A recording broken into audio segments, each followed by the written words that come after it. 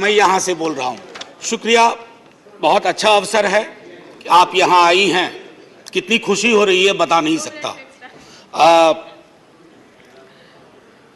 आज सुबह माननीय सभापति महोदय ने कहा था कि ह्यूमर वगैरह हमारी जिंदगी से चला गया, तो मुझे स्मरण है ये किताब, मैं एक ही किताब लेके आया हूँ, ऐसी 5 किताबें हैं कॉन्स्टिट्यूएंट असेंबली डिबेट्स की। तो इसमें सर ऐसी 5 किताबें हैं कॉन्स्टिट्यूएंट असेंबली डिबेट्स। सो माननीय उपसभापति जी, एक मिनट प्लीज। माननीय उपसभापति जी, 75 कैसे बनाया जा रहा है मेरी समझ में नहीं आ रहा है, क्योंकि अगर हम कॉन्स्टिट्यूएंट असेंबली से 75 जोड़े तो 2021 में पूरा होता है, अगर आजादी से जोड़े तो 2022 में पूरा होता है, और अगर पहली लोकसभा से जोड़े तो वो 2027 में पूरा होता है। तो ये 75 की गणना कहां हुई, किस ज्योतिषी ने की मुझे नहीं पता। मेरे हिसाब से 75 नहीं है, लेकिन 75 वाली फील में अपनी बात रखूंगा।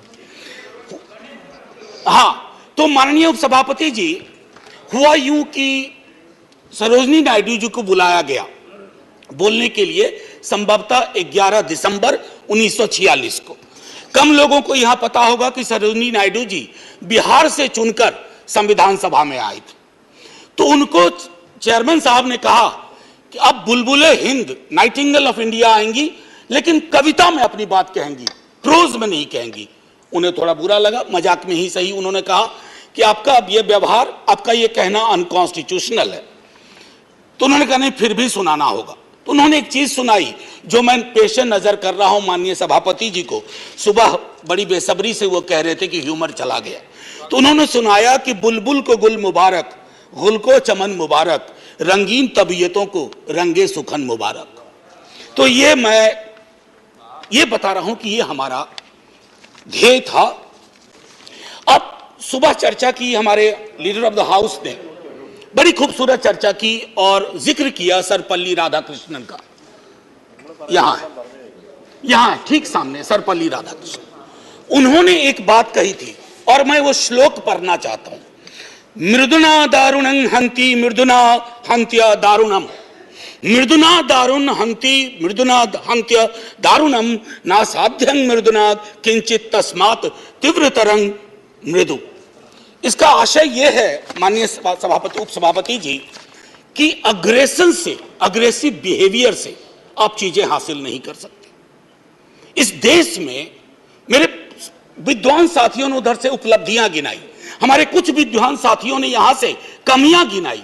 मैं दोनों के बीच में चुनौतियां गिनाना चाहता हूं। चुनौतियों की वजह से आज हम यहां हैं, और सिर्फ हम ही नहीं हैं, 140 करोड़ लोगों का यह भवन है, चाहे नया वाला हो या पुराना वाला हो।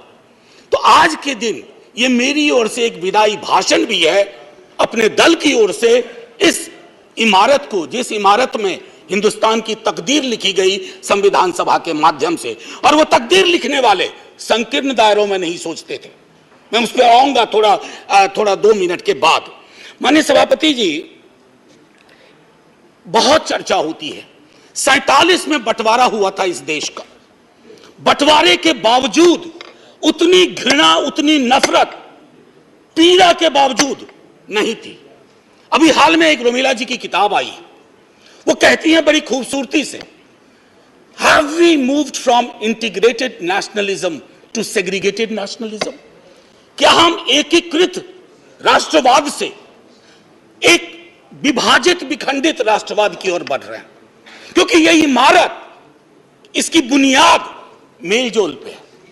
इसकी बुनियाद में बंटवारे के बावजूद बंटवारा नहीं हुआ।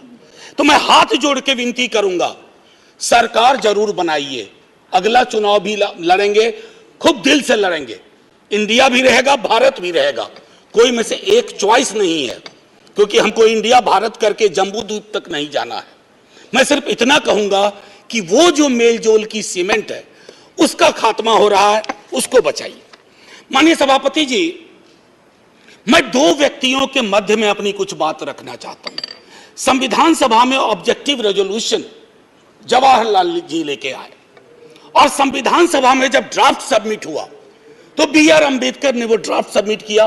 तो मैं सिर्फ कहता हूं ऑब्जेक्टिव रेजोल्यूशन में बहुत सारी बातें थी, ये प्रस्तावना के बारे में, सॉवरेन डेमोक्रेटिक रिपब्लिक के बारे में काफी कुछ बोल चुके हैं, सॉवरेनिटी गिरवी ना चली जाए, मौलिक अधिकारों के बारे में।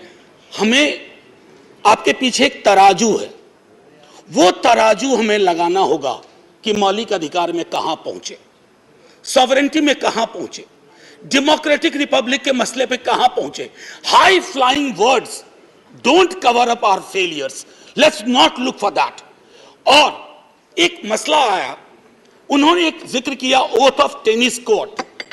माननीय सभापति जी, फ्रेंच रेवोल्यूशन के बाद जब बड़ी शिद्दत से लोग काम में लग गए अधिकारों पर बात करने के लिए, तो राजा को शुरू में परेशानी नहीं हुई, लेकिन राजा को लगा कि कुछ ऐसा कर रहे हैं जिससे खुराफात की बू आ रही है। उसने क्या किया, दरवाजे बंद करवा दिए। जिस हॉल में वो लोग बैठते थे वो चले गए दूसरे दरवाजे रूम में, उसको भी बंद करवा दिया। तो वो चले गए टेनिस कोर्ट में, सारी कार्रवाई पूरी की, उसको कहा oath of tennis court. Oath of tennis court का जिक्र जवाहरलाल जी ने इसलिए किया था कि हमारे अंदर वो जज्बा हो, इमारत बनाने बिगाड़ने से इबारतें नहीं बदलनी चाहिए। हमारा जज्बा वही होना चाहिए जो ओथ ऑफ टेनिस कोर्ट में जवाहरलाल जी हमारे फर्स्ट प्राइम मिनिस्टर ने कहा। अब आते हैं कि बाबा साहब भीमराव अंबेडकर जी ने क्या कहा। माननीय सभापति जी, आप जिस इलाके से आती हैं, मैं जिस इलाके से आता हूं, वहां ये बातें बड़ी प्रबल है। आजादी का मूल्यांकन होगा तो इस आधार पर होगा कि राजनीतिक आजादी, सामाजिक आर्थिक आजादी में कितनी तब्दील हुई, अगर नहीं हुई तो क्यों नहीं हुई। उन्होंने कहा था कि एक दिन एक ज्वालामुखी बन जाएगा, और मैं उस ज्वालामुखी को बनते देख रहा हूं। वो इसलिए बनते देख रहा हूं कि जब मैं देखता हूं कि बिहार के जातिगत सर्वेक्षण पे देश के सॉलिसिटर जनरल कोर्ट में खड़े हो जाते हैं, तो मैं देखता हूं ब्लॉक करने की कोशिश हो रही है।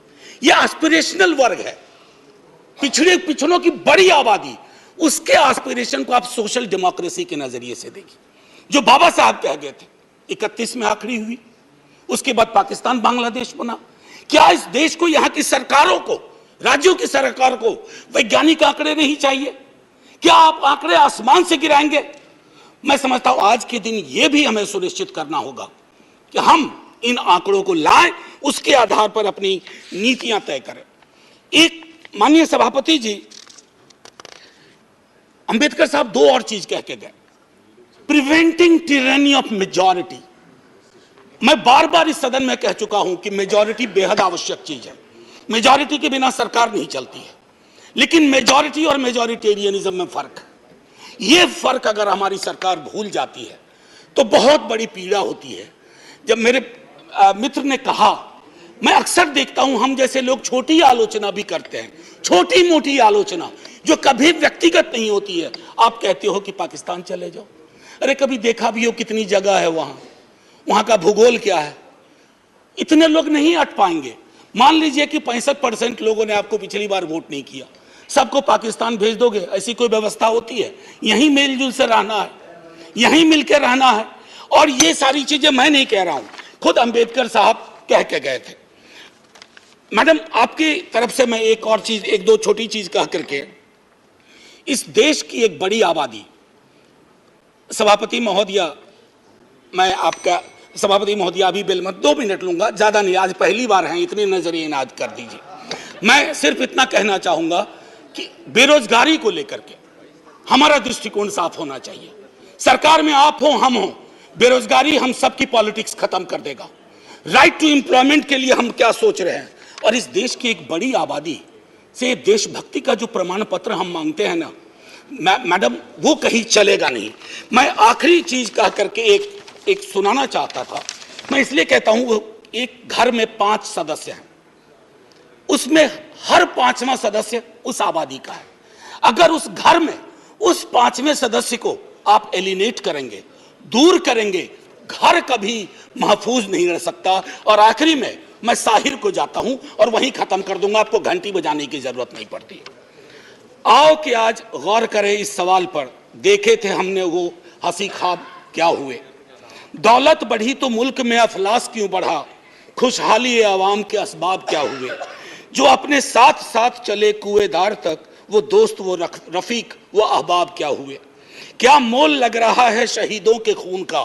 क्या मोल लग रहा है शहीदों के खून का? मरते थे जिन पे हम, वो सजाए याब क्या हुए? बेकस बरहनगी को कफन तक नहीं नसीब, वो बादा आए अतलसों के मुखाब क्या हुए? जमहूरियत नवाज बशर दोस्त अमन ख्वाह, खुद को जो खुद दिए थे वो अलकाब क्या हुए? मजहब का रोग आज भी क्यों लाइलाज है? मजहब का रोग आज भी क्यों लाइलाज है? वो नुस्खा हाय नादिर नायाब क्या हुए? हर कूचा शोला जा रहे, हर शहर कत्लगाह, यकजहती हयात के आदाब क्या हुए? सहराए तीरगी में भटकती है जिंदगी, उभरे थे जो उफक पे वो माताब क्या हुए? मुजरिम हूं अगर मैं तो गुनहगार तुम भी हो, मुजरिम हूं अगर मैं तो गुनहगार तुम भी हो, ए रहबराने कौम खताकार तुम भी हो।